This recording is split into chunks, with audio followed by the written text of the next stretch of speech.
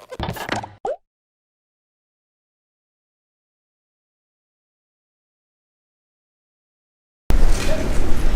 afternoon, everyone. My name is Yang, and that's my colleague Shanshan. We're from ReadyAI. We've been teaching K-12 students AI since 2017. And for the last 2 years, we've been really focused on how to teach AI, what to teach, and how to bring AI to more K-12 students. So I'm here to share with you today what we've done, what we're learning, still learning, and a framework for how to assess AI competency, and then lastly, how we can collaborate together. So the first thing we did in 2018 was AI in a box. Teachers need tools to get started teaching AI, so we thought we should put all the software, hardware, and curricular materials in one box and make it mobile so teachers can take it anywhere with them. And when they get the box, open it up, and boom, you can start teaching AI in 5 minutes, right? Well, as you guys all know, and we'll realize later, it's not as simple as we thought. It takes a lot more resources, and we have been working on that as well. So kids really love competitions, and we've done that as well. We host the World Artificial Intelligence Competition for Youth, or WACI, for 2 consecutive years. We've had 600 students from 8 countries participate with over 150 projects. So the idea of WACI came about because we thought there are a lot of kids going through various AI programs, and we need to find a way to bring them together. So WACI is really a platform for all AI enthusiasts. You can be more interested in design, you can be more interested in computer science. We ask you to come together, collaborate, learn, work on teams, get to meet other students, and showcase your projects. Last year at WACI 2019, we actually had 3 parallel judging panels, and we hope that you can join us for WACI 2020. We've also worked with local organizations, in particular the Boys and Girls Club of Western Pennsylvania. The project was piloted in fall 2018, and our challenge here really was, how do we tailor our curriculum that it works for after school? And how do we make it so engaging for all the students across 4 different locations? And I'll be more than happy to talk about our individual lessons afterwards. So we've also been teaching at different places, community centers, libraries, local schools, reaching about 200 students at those areas. And like I've talked about before, having a toolkit is only a small bit of the problem. As we've taught more and more AI, we started really focusing on teacher PD. So we've done teacher training workshops at the bigger conferences, and throughout 2018, we've also had monthly local teacher training. And surprisingly, a lot of the instructors we've trained don't have a CS background.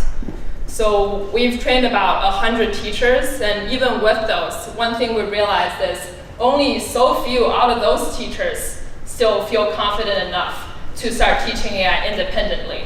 So there is definitely still a lot more work to be done. And with AI education, one of the biggest challenges, how do we get people on board? How do we raise awareness that we should teach AI at the K-12 level? So we also went to our city, the city of Pittsburgh, and we thought we should not only have AI in curriculum, but also in the active physical calendars of the cities. So the day of WACI 2019, it was recognized as the AI Learning Day for kids in the city of Pittsburgh. And you can see that's actually a 5 Big Ideas poster right there. We've also exchanged ideas. We went to Tsinghua University, talked with the Chinese AI, the K-12 level educators on how they teach AI. And these pictures on the right are from Pittsburgh local school. It's called Montour Middle School. We organized a session where the local Pittsburgh school Skyped in with students from a Chinese elementary school, and they talked about ideas of how we can use AI to benefit our society together. So as we've taught more and more AI, we thought having a solid tested curriculum is really at the core. So that's why we started to run an AI lab in our own facilities since this summer with 2 goals in mind. First, to test our own curriculum to make sure it works and continually improve it. And second, also to have an environment where we can test other curriculum as well. There is an online website where we host all of our online content. And we have, throughout all of this experience, we have learned a lot. And one thing we've realized is testing curriculum is very important. And let me start with AI and me. Some of you guys have seen it yesterday at the AI playground. We want to teach the 5 big ideas, and we really want to make it accessible.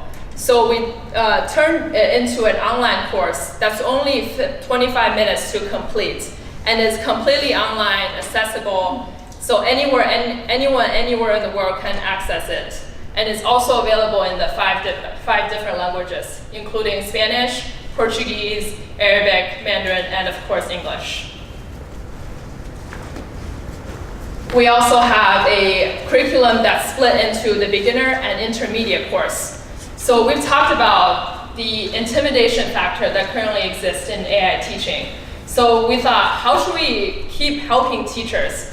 The beginner and intermediate course are 4 90-minute sessions, and there are 4 sessions.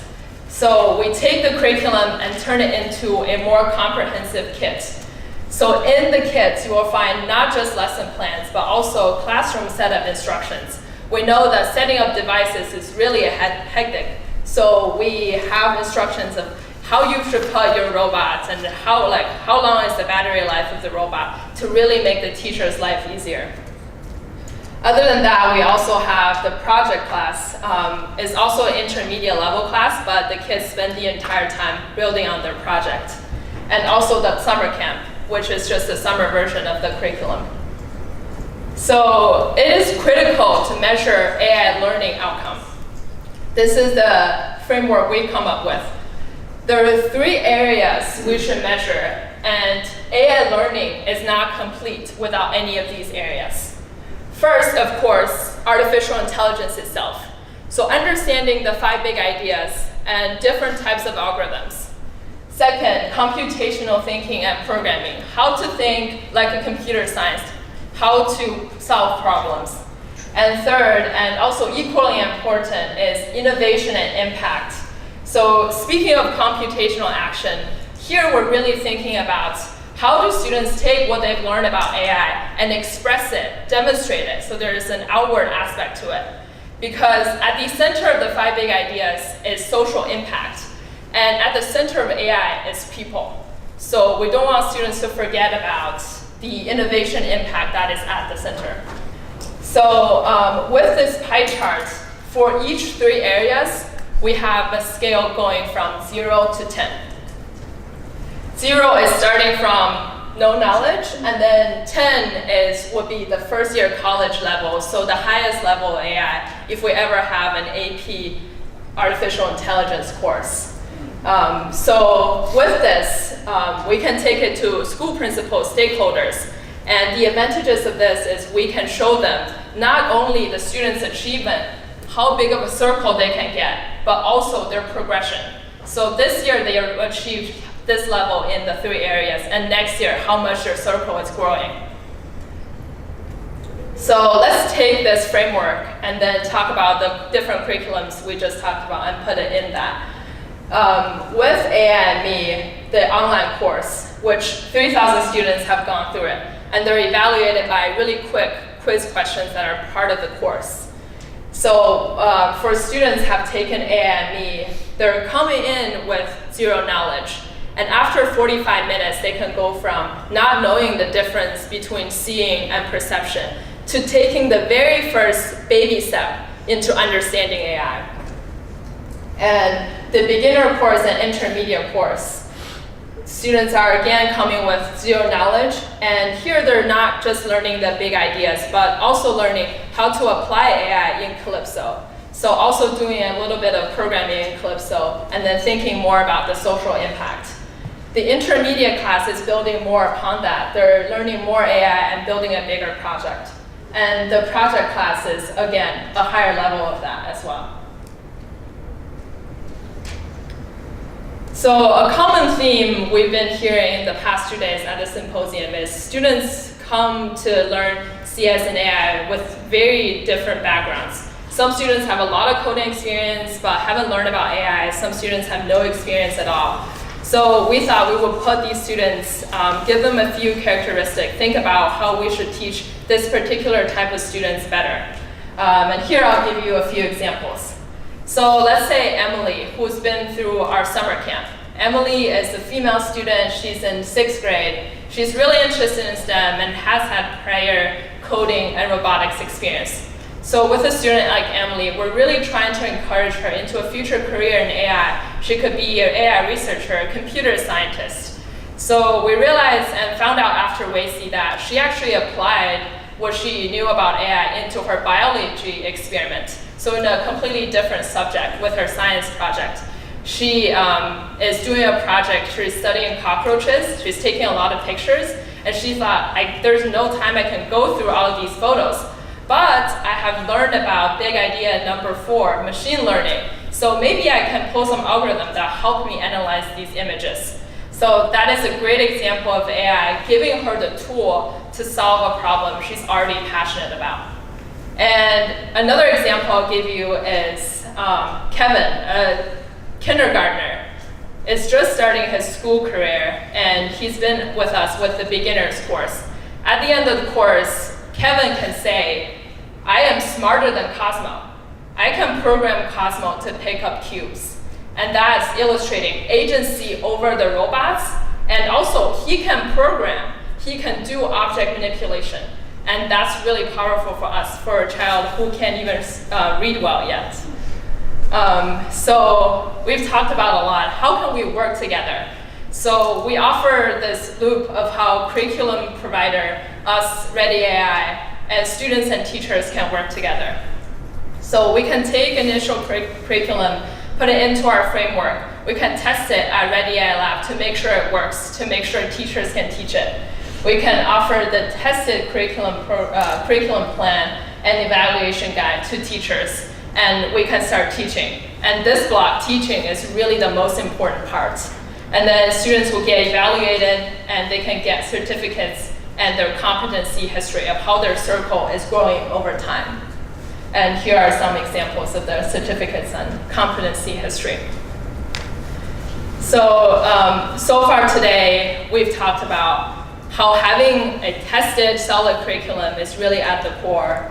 And we need to start thinking about how we benchmark different curriculum. So we can also bring other curriculum into the 3-area framework. If you have a programming class that will be really strong in one area, so students can take a look at that and say, I want to be AI competent, and there are other areas I should work on. So having a standard way of putting the curriculum together and measuring students' competency, and also students' engagement. Teaching a course that is really interactive and engaging for students that really keep them coming back, and they'll keep sticking with learning AI. And we have a link to download the slide. Thank you, everyone, and I'll take any questions.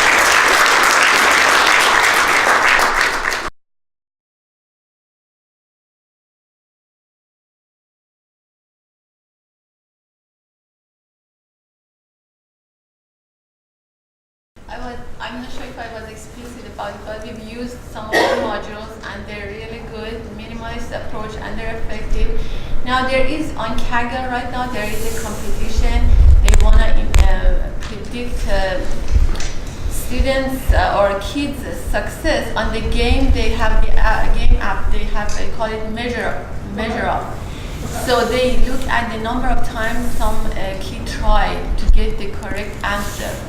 Do you look at those number of times a specific student took to answer your quizzes or do your activities successfully? So far, with our evaluations, we're not there yet. So, but you have the data, yes? Yeah, we have the data. They answered A and B questions correctly. So far, those answers are pretty simple. Just ask you to fill in the blanks of the one sentence for each of the 5 big ideas. The curriculum module we use for Calypso, I believe you asked you students to move things. Yeah. Exactly. they're a little more advanced, and I've seen my boys and girls club students, they try a few times to get them correct, or they ask us for help. So some very precious data you're probably having. And see how long they take to complete a task and what the questions they have. We want to identify bottlenecks, the areas that the students take longer to get, and you have the luxury of the big data set that you have. Yeah. Good luck. Yeah, so we have those data back in our system, and we are working very hard we do have a teacher account for now, and we are trying to build a system that can provide these feedbacks, their answers, questions, their answering time to their teachers so that they can know the process they are learning, where they are, where they are confused. So we are hoping to create this community where students and teachers can communicate, and they understand where there could be problems so that they can help each other better and help students learning better. See, I don't know if you're interested to host the hacking competition. Yeah, for sure. Thank you. Yes. So I just found out about the racing competitions question posted outside. And I guess I will investigate more on my own, but just real quick though, is this something where the kids are just submitting ideas, or are you giving them curriculum? Like, I just want to get into the competition. So the competition, there is a local summer camp that's before, but the competition itself is open for anyone. There's no limit on the type of robot you use, just any type of AI project. We have an emphasis on societal impact. So for our local students who we prepare for the competition, we ask them to identify a societal problem and then formulate a solution using AI with Cosmo and Calypso. But it's pretty open-ended, the competition.